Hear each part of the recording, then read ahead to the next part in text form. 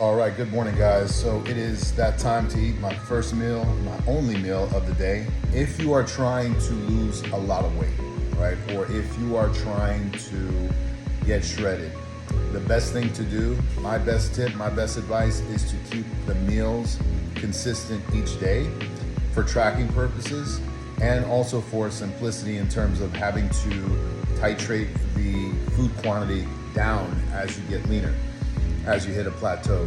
So right now, here's what we're eating for keto. So I was eating 4 eggs, but I'm down to 3 whole eggs. And I end up cooking the eggs with a tablespoon of Kerrygold butter. It's salted, tastes amazing. And then I have 2 slices of bacon. And then I put in 1 ounce of Gouda cheese. Okay, so this has a lot of fat. You can see it has 1 gram of carbs. That's part of the meal. And then the other part is 1 pound of meat. Typically, I recommend the fatter meat because on keto, fat is fuel. But because we are now dropping calories, we have to go with a little bit more of a lean meat.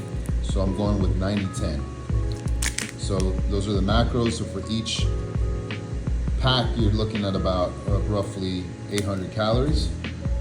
And I have this along with 40 grams of macadamia nuts. I will then finish everything off with a keto coffee, which I'll show you later how I make it. All right, so there is the first part of the OMAD. 3 eggs, 1 ounce of cheese, Gouda cheese, and then 2 strips of bacon. I did have 4 strips. I was up to 4 eggs, 4 strips, and 1 ounce of cheese.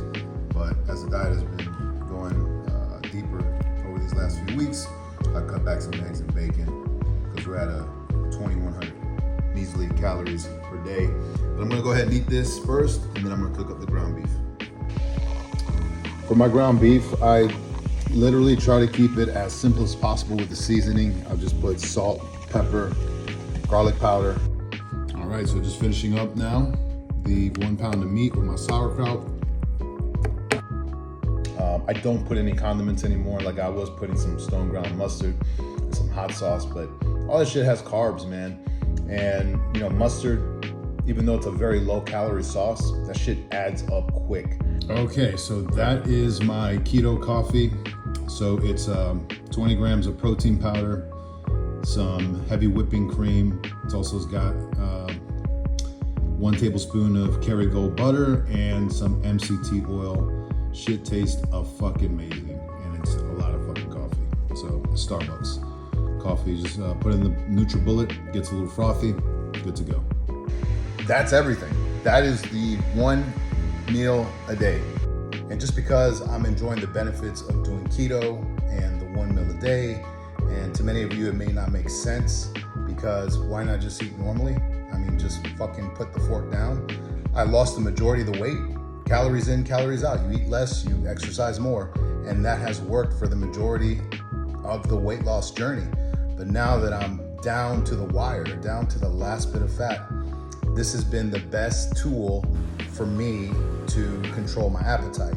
So I think if you are going into that territory and maybe you're not an athlete, maybe you've never conditioned to get that lean in your life, and this is uncharted territory, and you're dealing with a lot of hunger signals, binge eating, you're just plateauing, I think it's worth a look. I really do think it's worth a look to investigate more into this diet.